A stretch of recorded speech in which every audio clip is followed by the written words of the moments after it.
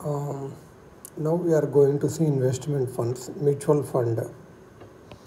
Mutual fund ఇది what is the mutual fund అంటే ఏంది? Asset management company, AMC,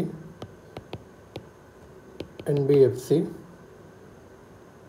non banking financial company. ఇది ఏం చేస్తుంది అంటే మన రీటైల్ ఇన్వెస్టర్స్ వాళ్ళన్న సేవింగ్స్ తీసుకొని వాళ్ళకు యూనిట్స్ లాగా ఏమని ఇచ్చి అవన్నీ ఆ మనీ అంతా సెక్యూరిటీస్లో పెట్టి తన పోర్ట్ఫోలియో బిల్డ్ చేసుకుంటాడు మ్యూచువల్ ఫండ్ మేనేజర్. ఏమైనా లాభం వచ్చిన డివిడెంట్ కానీ ఇంట్రెస్ట్ కానీ వస్తుంది అనుకో, అది వాళ్ళ ఇన్వెస్టర్స్కి ఎంతైతే ఇన్వెస్ట్ చేశారో వాళ్ళ యూనిట్స్లో డిస్ట్రిబ్యూట్ చేస్తారు.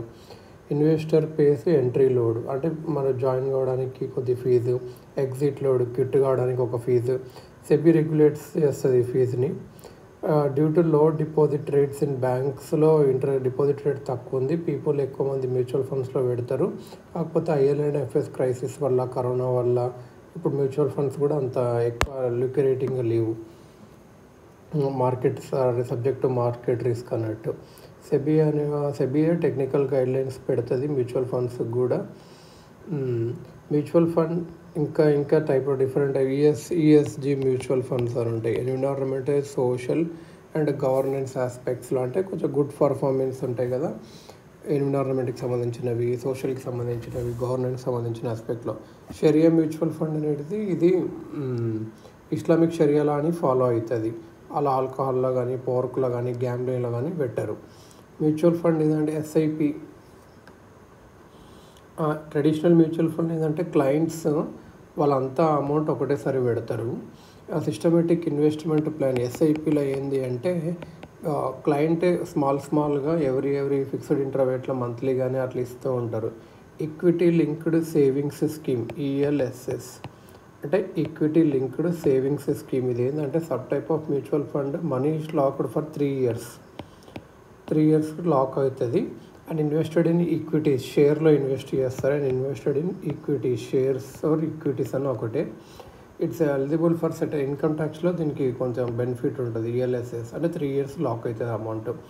యుఎల్ఐపి అంటే unit linked insurance policy. Client invest money in scheme where in some goes to mutual fund and some goes to insurance policy. Unit linked insurance policy అంటే కొంచెం ఇన్సూరెన్స్ పోతుంది, కొంచెం మ్యూచువల్ ఫండ్స్ పోతుంది మనం ఇన్వెస్ట్ చేసింది. Mutual fund risk zero metre.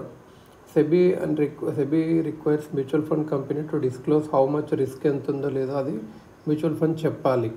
ఒక scheme మీద monthly బేసిస్లో చెప్పాలి, ఒక డాష్ బోర్డ్గా పెట్టి రిస్క్ జీరో మీటర్ అని పెట్టి.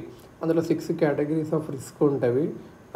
లో to moderately high, very high risk. SEBI added this new category very high risk recently add చేసింది, రిస్క్ జీరో మీటర్.